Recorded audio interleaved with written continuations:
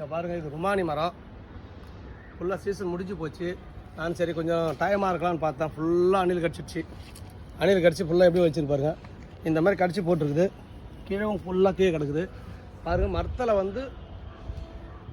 மரத்தில் வந்து உங்கள் காக்கா குருவிலாம் செத்து போச்சா, தின்னாதா, நீங்கள் மரத்தில் எப்படி அறக்குதுன்னு கேட்குறீங்க. நான் மரத்தில் பாருங்கள், மரத்தில் சிக்கத்தில் தான் இருக்க போகிறேன். சிக்கத்தில் பழம், இது பழம் பாருங்கள், இது பழம். இந்த பழத்தை நான் ஓப்பன் பண்ணுறேன் பாருங்கள். இந்த பழத்தை நான் ஓப்பன் பண்ணுறேன். எப்படி இருக்குதுன்னு பாருங்கள். இப்போ மரத்துலேருந்து அறுத்தேன்.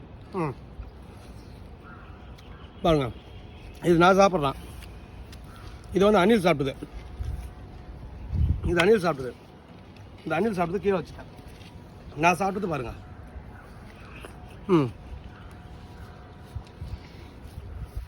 மரத்தில் பாருங்கள் காயா. வேலை அதிகமாக இருக்கிறதுனால சாப்பாட்டோட மாங்காய் ரகத்தான் முக்கியம். டைம் இல்லை, வெயில் அடிக்குது, ஓவராக முடியலையே. இது பாருங்க, இப்படி அறுத்து தான் இது போடணும். இதை வந்து எல்லாருமே அணில் சாப்பிட்றதா, குருவி சாப்பிட்றதா, சாப்பிட்டு தான் செய்யுது. மீது போச்சு பாருங்க. பாருங்க, ஃபுல்லாக பழம். இது ஃபுல்லாக பழம் அப்படியே எடுத்துனா அப்படியே கடையில் அப்படியே எடுக்கும். அப்படி எத்தனை நாளில் பழமாகும் இது பாருங்க.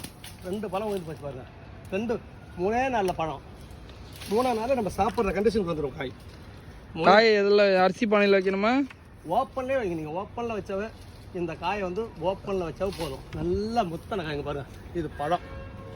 இது பாருங்கள், பழம் ஃபுல்லாக மத்திலே பழுக்கிற பழம் பாருங்கள். அது பழம் இப்போ வந்துச்சு பாருங்கள். புல் பழங்க. இது புல் பழம். அப்படியே பாருங்கள், ஃபுல்லாக கலர், ஃபுல் கலர். மருந்து வச்சிங்களான்னு கேட்குறீங்க. மருந்து வச்சிங்களான்றாங்களே.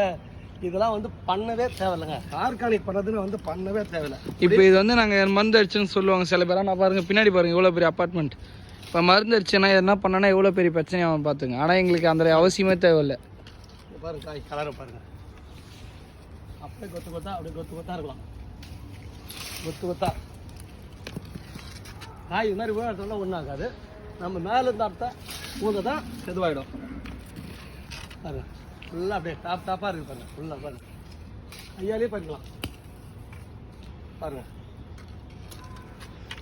என்னத்துக்கு அப்படியே எடுத்து அச்சு பாலில் போட்டால ஒன்றும் போட்டல. ஒரு நியூஸ் பேப்பர் போட்டு அப்படியே நியூஸ் பேப்பர் போட்டு வச்சா போதும். நியூஸ் பேப்பர் போட்டு வச்சா போதும். காய் பழுக்கிறதுக்கு காரணமே சூடு தாங்க. பாருங்க, நார்மலாக வச்சிங்கனாவே போதும், சூடு அது மாட்டுன்னு வரும். மரத்தில் பழுத்த பழம். இதுக்கு மேலே என்ன வரும்? இன்னும் ஒரு நாள் வச்சு சாப்பிட்டோம்னா இன்னும் அதிகமாக டேஸ்ட் இருக்கும். புளிப்புன்னு வாங்க, புளிப்புலாம் கிடையாது பாருங்கள். பழம் பேர் என்ன? இது ருமானி.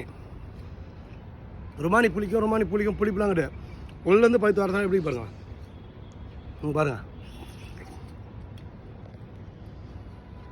நல்ல டேஸ்ட் இருக்கும். புளிப்பே வராது பாருங்கள்.